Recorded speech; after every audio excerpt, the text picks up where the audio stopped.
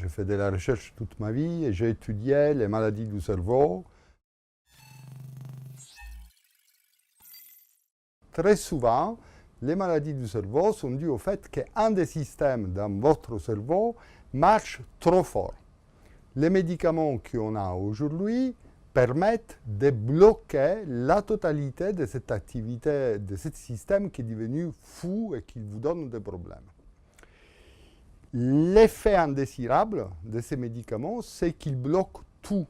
Et malheureusement, les systèmes dans le cerveau ne servent pas juste à une chose, mais servent à plein de choses. Nos médicaments, c'est les premières qui sont pathologies sélectives, donc ils arrivent à bloquer juste cette partie d'hyperactivité qui vous rend malade. Alors, ils agissent pas tous sur le cerveau, sur un système particulier, que c'est les mêmes systèmes sur lesquels agit le cannabis. C'est pour cette raison qu'on est en train de les développer comme une thérapie des effets nocifs du cannabis, l'addiction, mais aussi la psychose. Ces systèmes sur lesquels agit le cannabis sont aussi impliqués dans les déficits cognitifs. Donc, c'est l'application d'un deuxième médicament qu'on est en train de développer pour soigner, par exemple, les déficits du syndrome de Down, mais aussi les déficits liés au vieillissement.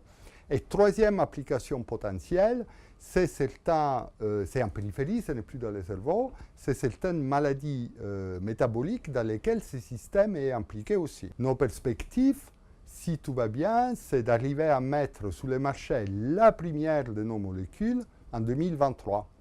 Elle sera dirigée à soigner les maladies liées au cannabis. Et nous espérons juste derrière d'amener sur le marché la molécule pour soigner les déficits cognitifs.